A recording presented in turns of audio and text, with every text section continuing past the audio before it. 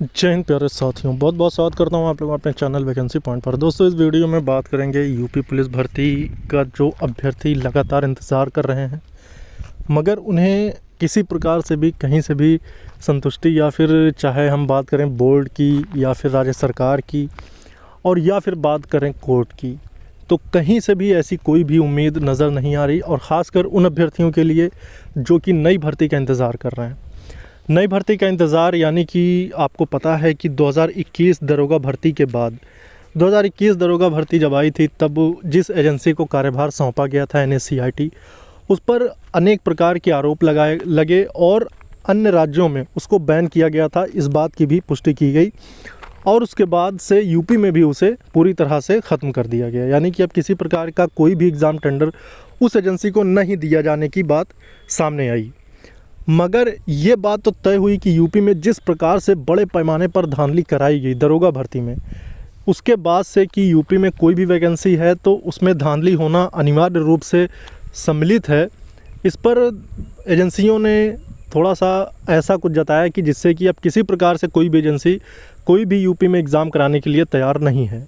तो इसके चलते कोई भी एजेंसी इंटरेस्ट नहीं ले रही यूपी पुलिस में कि नई भर्ती का टेंडर अपने मतलब कि कोई भी ऐसी एजेंसी नहीं सामने आ रही है जो कि यूपी पुलिस का एग्ज़ाम करा सके। तो अब उसके बाद इतने लंबे अरसे यानी कि 2021 से समय बीत चुका 2023, और ये तो रही बात टेंडर की। इसके पहले की बात करें तो 2018 में वैकेंसी आई थी। 2018 के बाद अब 2023 आ गया और 2023 में भी उम्मीद इतनी नहीं है कि ये कहा जा सके कि हाँ 2023 में भर्ती आएगी भी या फिर नहीं आएगी। तो आखिर अभ्यर्थियों का अब क्या होगा, या फिर जो 2018 में 18 से 22 साल के जो एज क्राइटेरिया है उसको पूर्ण कर रहे थे, लेकिन 5-6 साल लगभग बीतने के बाद, जबकि 2023 का भी अंत है, नवंबर दिसंबर फिर जनवरी 2024 आ जाएगा, तो लगभग जो ये 6 साल का अरसा था, इसके बीच में जितने भी अभ्यर्थी ओवर एज हुए हैं, क्या उन्हें मौका मिलेगा, या फिर इन सभी और इन तमाम इंतज़ार के बाद क्या राज्य सरकार और भर्ती बोर्ड की तरफ से ऐसी कोई खबर आ सकती है कि जिससे अभ्यर्थियों में एक उत्साह देखने को मिले। और जबकि अभी कोई भी ऐसी उम्मीद नहीं है, ना ही भर्ती बोर्ड की तरफ से और ना ही राज्य सरकार की तरफ से, कि इस पर कोई अहम निर्णय लिया जा सके जिससे कि अभ्यर्थियों को एक संतुष्टि मिल सके जो कि इतने परेशानी के हाल में है।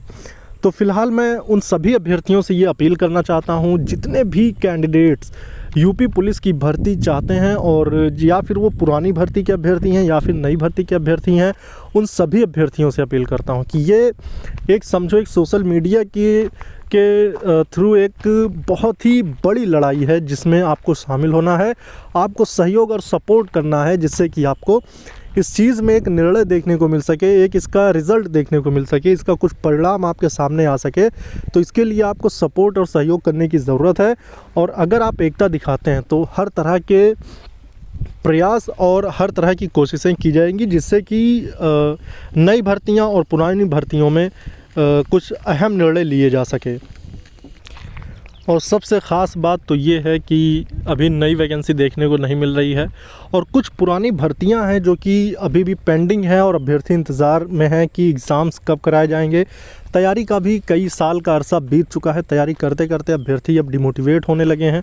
तो ऐसे में मैं एक अपील करना चाहता हूँ राज्य सरकार से कि इस पर अहम निर्णय लिए जाएं और जल्द से जल्द उन परीक्षाओं को प्रस्तावित की जाए जो कि 2 साल लगभग बीत रहे हैं और उनके फॉर्म फिल कराए गए थे। रेडियो ऑपरेटर भर्ती के जितने भी कैंडिडेट, लगभग 5 से 5.5 लाख अभ्यर्थी हैं जो कि इसका एग्ज़ाम देंगे, और इस एग्ज़ाम में बैठने वाले सभी अभ्यर्थी इंतज़ार में हैं और सालों से तैयारी में लगे हुए हैं, लेकिन अभी भी उनके एग्ज़ाम की कोई भी ऐसी ख़ास अपडेट नहीं है कि उनके एग्ज़ाम्स कब कराए जाएंगे। तो मैं लगातार आप लोगों से कनेक्टेड हूँ, जुड़ा हुआ हूँ। आप लोग अपना सपोर्ट और सहयोग बनाए रहें। राज्य सरकार से अपील है, भर्ती बोर्ड से अपील है, उन अधिकारियों से अपील है जो इसके ज़िम्मेदार हैं, उन सभी से मैं अपील करता हूं कि वो जल्द से जल्द इस पर कोई उचित निर्णय लें और इसकी प्रक्रिया को जल्द से जल्द आगे बढ़ाएं, जिससे कि हर अभ्यर्थियों को सही समय पर रोज़गार मिल सके। और राज्य सरकार के यानी कि आप देख ही रहे हैं कि किस प्रकार से अदर स्टेट्स में चुनाव का भी कम से कम ये तो होता है ना कि चुनाव का वक्त हो तब तो भर्ती देखने को मिले। वैसे भी एक चुनावी एजेंडा बन चुका है कि भर्तियां तभी आएंगी जब चुनाव आएगा। तो फिलहाल तो बात करें 2024 में जिस प्रकार से लोकसभा का चुनाव है और बड़े पैमाने पर अदर स्टेट्स भर्तियां करा रहा है, तो कम से कम इस अवसर पर तो सौगात मिलनी चाहिए। लेकिन ऐसे अवसर पर भी क्या यूपी में हाथ खाली रह जाएंगे अभ्यर्थियों के? तो इन सभी सवालों के जवाब राज्य सरकार और भर्ती बोर्ड और अभ्यर्थियों के ये सवाल हैं। और ख़ासकर कि यूपी में जिसके पास भी रोज़गार नहीं है उन सभी बेरोज़गारों का ये सवाल है।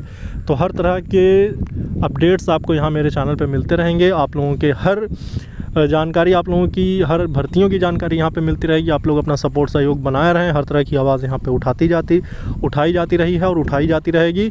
बस आप लोगों का सहयोग ही हमारे लिए मोटिवेशन है। इस वीडियो में दोस्तों जय हिंद।